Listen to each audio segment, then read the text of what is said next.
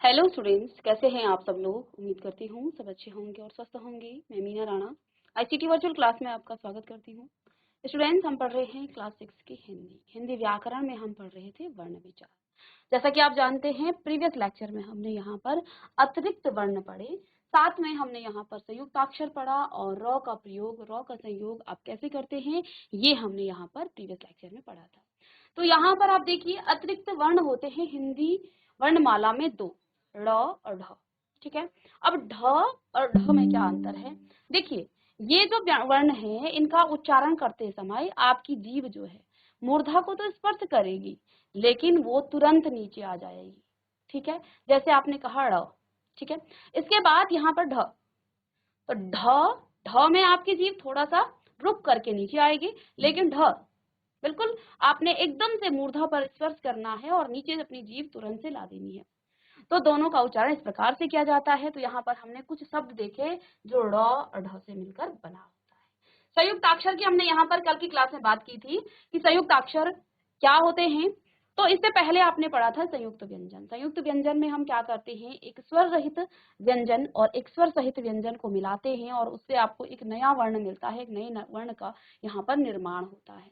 संयुक्ताक्षर में आपका क्या है, आपका एक स्वर रहित होगा व्यंजन और दूसरा आपका स्वर सहित व्यंजन होगा। इसमें नए व्यंजन का, नए वर्ण का कोई निर्माण नहीं होगा। यहाँ पर जो आपका स्वर रहित है उसको आप आधा लिखेंगे, आधा जो भी शब्द वर्ण है आपके पास उसको आधा लिखेंगे, और जो स्वर सहित है उसको तो आप पूरा ही लिखेंगे। जैसे यहाँ आधा क और तो आपने लिख लिया, आधा स और व लिख लिया। तो वक्त, संयुक्त, स्वाद, स्वाधीन, स और थ, इस प्रकार से आप लिख सकते हैं। रॉ का हमने यहाँ पर अलग अलग आपको कल की क्लास में प्रयोग बताया है और आज की क्लास में हम इसको कंप्लीट कर लेंगे। इसमें आपका वर्ण विच्छेद रह जाता है, वर्णों को आप कैसे विच्छेदित करते हैं, और उसके बाद ये आपका टॉपिक कंप्लीट हो जाता है। और यहाँ पर देखिए रॉ का प्रयोग, रॉ का संयोग आप कैसे करते हैं। आपने देखा होगा रॉ को आप क्या करते हैं, अलग अलग तरीके से लगाते हैं। कभी आप किसी वर्ण के ऊपर से लगा देते हैं, किसी वर्ण के नीचे लगा देते हैं, दो तिरछी लाइन लगाकर आप लगा देते हैं। साथ में आपने रॉ का प्रयोग यहाँ पर श में और आधा श और त्र में इस प्रकार से भी होता है। तो चार तरीके से यहाँ हमने रॉ का प्रयोग करना आपको सिखाया था। पहला, जब रॉ को शिरोरेखा के ऊपर लगाया जाता है, किसी वर्ण के ऊपर, क्यों लगाया जाता है, इसका क्या नियम है। तो हमने क्या कहा, रॉ स्वर रहित होता है। जब रॉ आपका स्वर रहित होता है तब वह, यानी उसमें स्वर न हो, तब वह किसी वर्ण के आगे वाले वर्ण के, किसी भी नहीं, जहां वो लगा है, जिस वर्ण के आगे वो लगा, यानी जिसका उच्चारण, रॉ का उच्चारण देखिए कहाँ पर होगा। जैसे यहाँ सूर्य की बात की है, तो देखिए सूर्य में आपका रॉ पहले है और य बाद में है। ठीक है, तो यहाँ पर य के साथ रॉ जुड़ा है और ये रॉ आपका क्या है, स्वर रहित है, तो ये य के ऊपर से लग जाएगा तो सूर्य हो जाएगा। उच्चारण पहले होता है। और यहाँ पर देखिए रॉ के साथ द जुड़ा हुआ है, तो मर्द, मर्द द, ये रॉ जो है पहले आपका आ गया है। ऐसे ही धर्म, ये रॉ का एक जो है क्या है, प्रयोग है, जो आप जो है क्या करते हैं, सिरोरेखा के ऊपर इस प्रकार से लगाते हैं। दूसरा, आप रॉ का संयोग किस प्रकार से करते हैं, जब रॉ से पूर्व कोई स्वर रहित व्यंजन होने पर, ऊपर वाले में तो रॉ ही स्वर रहित था, लेकिन यहाँ रॉ से पहले कोई स्वर रहित व्यंजन होगा, रॉ पूरा होगा, स्वर सहित होगा, लेकिन रॉ से पहले अगर कोई स्वर रहित व्यंजन है, तब आप रॉ का प्रयोग कैसे करते हैं। उस समय आप रॉ को नीचे तिरछी रेखा में जो एक क्रॉस करके आप लगाते हैं, जैसे प्र आप बनाते हैं, इस प्रकार से आप इसको लगाते हैं ऐसे।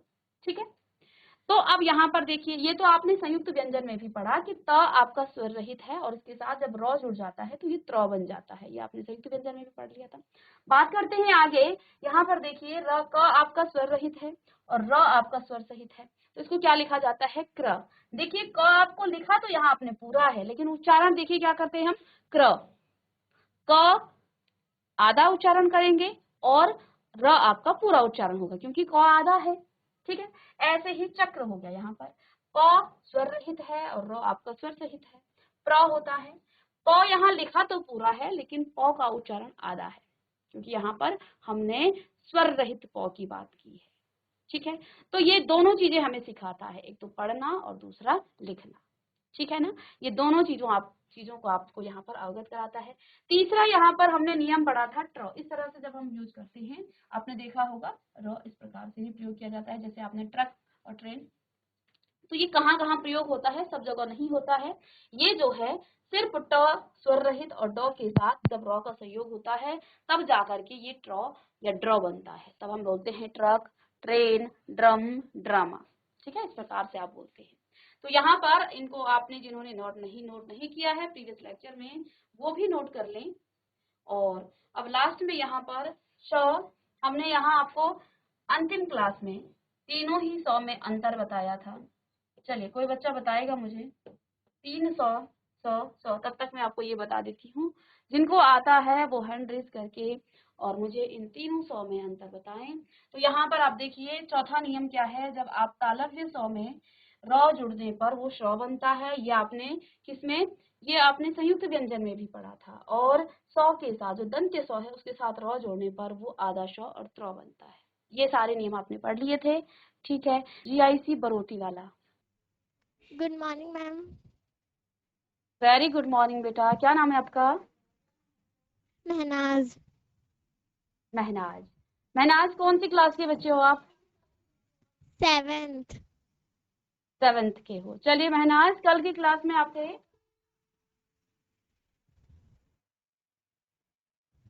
Yes ma'am. ओके। चलिए लास्ट में मैंने आपको एक बात बताई थी, जब आपकी क्लास ओवर हुई थी, हमने आपको तीनों सौ यस में मैम। अंतर बताया था। चलिए क्या अंतर है यस बच्चे मैम। यहाँ पर, क्या अंतर है जरा बताइए। मैम इन्हें बोलने पर हमारी जीभ जो है वो ऊपर लगती है जब हम श को बोलते हैं, और हम्म दूसरे श में हमारी जीभ नीचे की तरफ हम्म, लगती है, दांतों की तरफ। और दांतों की तरफ स लगेगी। में चलिए चलिए बोलिए। स श अंदर से आवाज आती है। अंदर से, अंदर यानी आपका जो मूर्धा स्थान है, दूसरी सौ में नहीं, तीसरी सौ आपके दांतों पे लगती है। बहुत अच्छे महनाज, आपने कोशिश की है, आपने ध्यान दिया है। ठीक है, आपने इतना भी बताया, ये भी सफिशिएंट है। और फिर से आप सुन लेंगे, इन तीनों सौ में उच्चारण स्थान में परिवर्तन है, यानी अलग अलग जगह पर जब आप इनका उच्चारण देखो, एक जैसे ही सौ ही है, लेकिन इनका ध्वनि आपको अलग क्यों सुनाई देती है? क्योंकि आप इनका उच्चारण जब करते हैं तो आपके मुख के अंदर आपकी जीभ अलग अलग जगहों पर टच करती है, स्पर्श करती है। जो आपके मुख दांत के पीछे वाला जो स्थान है ऊपर की तरफ, वहां आपका तालु है। तो जब इस श का आप उच्चारण करते हैं, आपकी जीभ तालु को स्पर्श करती है, इसलिए इसे तालव्य स कहते हैं। आई बात समझ में? दूसरी स है यस आपकी मैम। मूर्धा स। तो आपके मुख के अंदर देखिए, जहां गड्ढा सा है ऊपर की साइड में, छत है जो आपके मुख का ऊपर देखिए, तो उसके पीछे आपका मूर्धा स्थान है। तो इस श का, जैसे जब आप ट ठ ड ढ ण इसका उच्चारण करते हैं, आपकी जीभ कहाँ पर स्पर्श कर रही है? सभी बच्चे करें उच्चारण, ट ठ ड ढ, सभी करें। बरोटी वाला से मुझे सबकी आवाज आनी चाहिए। आप माइक पीछे ले, माइक पीछे कर दीजिए, मुझे सारी गर्ल्स की आवाज आनी चाहिए। चलिए, ट ठ ड ढ ण। और जहाज, आप भी बोलिए सभी, फिर से बोलेंगे आप, 2 से 3 बार आप उच्चारण कीजिए और महसूस कीजिए कि आपका मुख के अंदर आपकी जीभ कहाँ। तो अब चलिए बैठ जाइए आप, बहुत अच्छे। तो अब इन तीनों में क्या अंतर है? इन तीनों में अंतर ये है, इनके उच्चारण स्थान में अंतर है। यानी जब आप इसका उच्चारण करेंगे तो आपके तालु, जब आप च, अब आपको नहीं पता आपका तालु स्थान क्या है मुख के अंदर, तो आप च छ ज झ य इनका उच्चारण कीजिए। हमने इससे पहले आपको ये बताया था, यहाँ पर स्पर्श के आधार पर जब हमने व्यंजन की बात करी थी। एक बार फिर से हम पीछे चलेंगे यहाँ पर। चलिए, तो हमने यहाँ क्या कहा था, जो क वर्ग है वो कंठ है, क्योंकि कंठ से इसका उच्चारण होता है, इसे कंठ कहा जाता है, कंठ प्रकार का ये होता है। हमने च वर्ग को कहा, ये आपका तालु है, तालु को स्पर्श करते हुए इन वर्णों का उच्चारण होता है, इसलिए इसे तालव्य कहते हैं। फिर आपका ट वर्ग आता है, मूर्धा को, आपके मुख के अंदर जो मूर्धा स्थान है उसको टच करती है आपकी जीभ, तो इसको मूर्धन्य कहा जाता है। ठीक है। इसके बाद आपका त वर्ग आता है, इसका उच्चारण स्थान है आपके दांतों पर।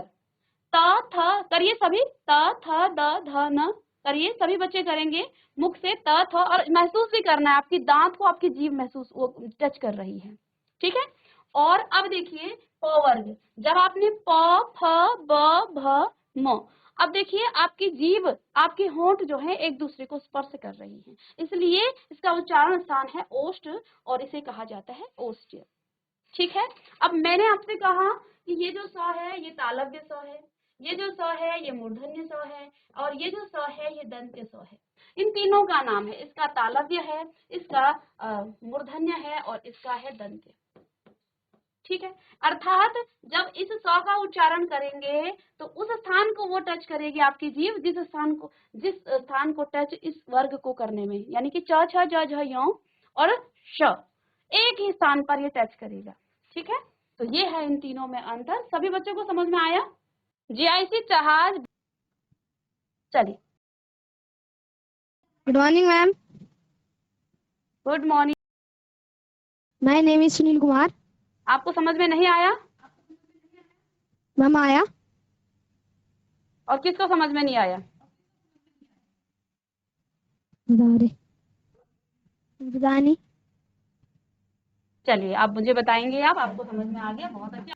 सुनील कुमार, इसको कौन सी सौ बोला जाता है? आंसर दस्य है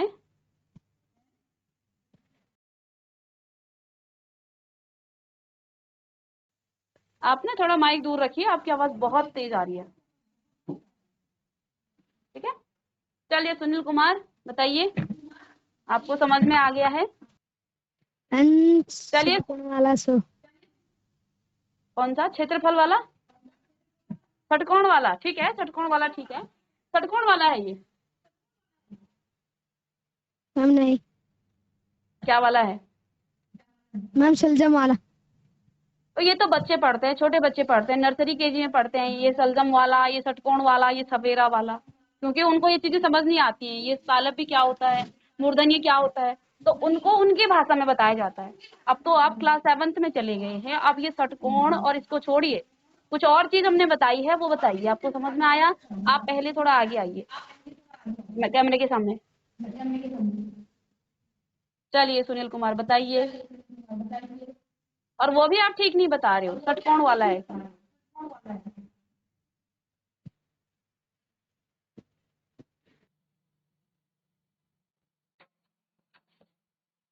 चलिए सुन देंगे एक बार फिर से कि यहाँ हमने आपको स्पर्श व्यंजन के बारे में बताया था। स्पर्श व्यंजन के यहाँ पर 5 वर्ग हैं, क वर्ग, च वर्ग, ट वर्ग, त वर्ग और प वर्ग।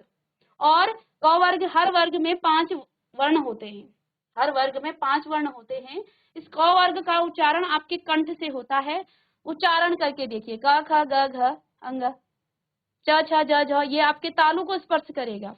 फिर ट वाला आपकी मूर्धा को स्पर्श करेगा, त वाला आपके दांतों को स्पर्श करेगा, और प वर्ग के जितने भी वर्ण हैं वो आपके होठों को स्पर्श करेगा। इसलिए इसे कंठ्य, इसे तालव्य, मूर्धन्य, दंत्य और ओष्ठ्य, क्योंकि इनका उच्चारण स्थान अलग अलग है। इनमें भी यही फर्क है, इसका उच्चारण तालु, हमारी जीभ तालु को स्पर्श करती है। इसको गांठ बांध के सुन लीजिए और इसे लिख भी लीजिएगा।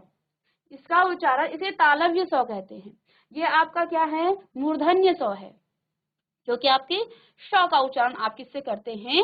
आपकी मूर्धा को स्पर्श करेगा, ठीक है। और साथ में इस स से सपेरा का जब आप उच्चारण करेंगे तो आपकी जीभ आपके दांतों को स्पर्श करेगी, ठीक है। चलिए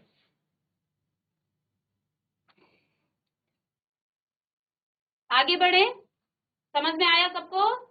हाथ खड़े कीजिए, जीआईसी जहाज, जीआईसी बरोटी वाला। चलिए अब देखिए यहाँ पर, अब हमने यहाँ पर आगे इसकी बात कर ली है। अब हम यहाँ बात करेंगे आपने क्या क्या चीजें पढ़ी हैं। तो यहाँ अब आपका अंतिम चीज यहाँ पर क्या बच जाता है? वर्ण विच्छेद। वर्ण विच्छेद आप कैसे करते हैं? चलिए सभी बच्चे निकालेंगे, हेडिंग डालिएगा वर्ण विच्छेद, हेडिंग डालिएगा वर्ण विच्छेद, और इस वर्ण विच्छेद के साथ ही आपका ये जो टॉपिक है वर्ण विचार, ये आपका कंप्लीट हो जाता है। वर्ण विच्छेद हम इसलिए सीखेंगे ताकि हमें आगे संधि विच्छेद करना है, उसके बाद हम समास करेंगे, संधि विच्छेद में 2 वर्ण जुड़ेंगे, ठीक है। तो इसलिए यहाँ पर वर्ण विच्छेद आपको करना है। अब यहाँ पर देखिए,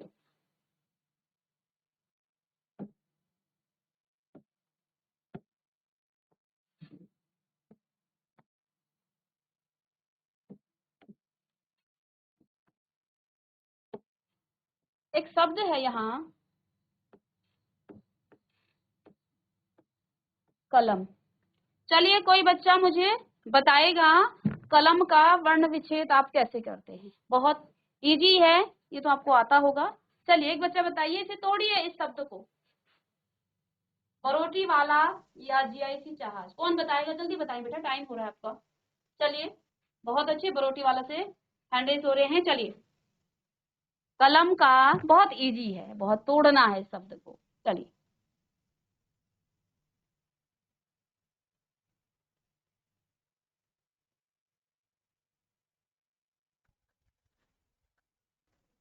इसमें चलिए अपना नाम बताएंगे आप। सौर्य। सौर्य। सौर्य डरिएगा नहीं, बताइए, आता है कोई बात नहीं, नहीं भी आता है तो कोई बात नहीं, पर आप जैसा बताएंगे, ये बड़ी बात है, आपने माइक पकड़ा है। चलिए बताइए, नहीं आएगा तो हम तभी यहाँ पर आपको बताएंगे, ठीक है। चलिए का प्लस हाँ, का का या क प्लस प्लस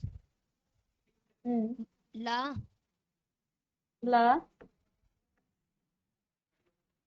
प्लस प्लस मा। म। इसको आप और आगे तोड़ सकते हैं सौर्य। मैम का हलंत बहुत अच्छे, आप अपना नाम बताइएगा। क हलंत प्लस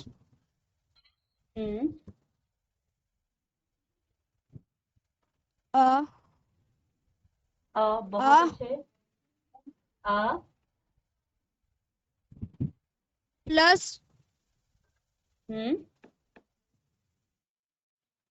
ल हलंत ल हलंत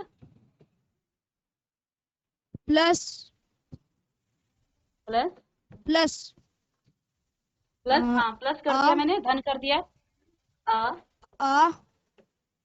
हाँ प्लस प्लस मा हलंत। मा हलंत। मैम इतना ही होगा, अब आगे नहीं हो सकता।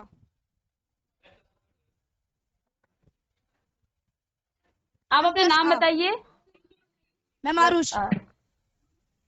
आरुष। आरुष बहुत अच्छे, आरुष के लिए सभी क्लैपिंग करेंगे। जीआईसी बरोटी वाला, साथ में जीआईसी चाहत, आप भी क्लैपिंग करेंगे। बहुत अच्छे।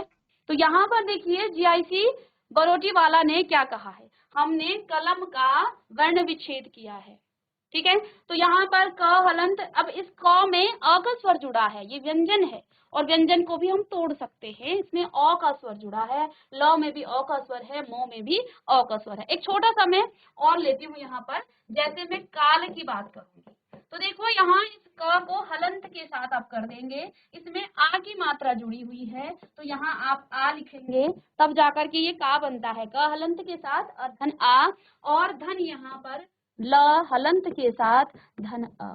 हर व्यंजन में अ का स्वर जुड़ा है, बाकी तो आप देख लेंगे कौन सी मात्रा है। अगर मैं किल ऐसे कहूं तो इसमें ए की मात्रा है, यदि मैं कुल कहूं तो यहाँ पर उ की मात्रा है, तो क धन यहाँ पर क्या हो जाएगा, क हलंत के साथ धन ए की मात्रा, धन ल हलंत के साथ धन अ, ठीक है। और यहाँ हम बात करें क हलंत के साथ धन उ, धन ल हलंत के साथ धन अ, ठीक है। तो ये बहुत सिंपल था, और आप इनको जो है कुछ शब्द ले लेंगे और उनका वर्ण विच्छेद करके लाएंगे, ठीक है। कल की क्लास में हम इसी टॉपिक पर आपके एमसीक्यूज और कुछ ऐसे क्वेश्चन लाएंगे जो हमने यहाँ पर पढ़े हैं अभी तक। तो इसी के साथ आपका ये चैप्टर तो कंप्लीट हो गया है, लेकिन इसके क्वेश्चंस को हमने आपको नेक्स्ट क्लास में कराने हैं। तो मिलते हैं नेक्स्ट लेक्चर में, तब तक के लिए थैंक यू।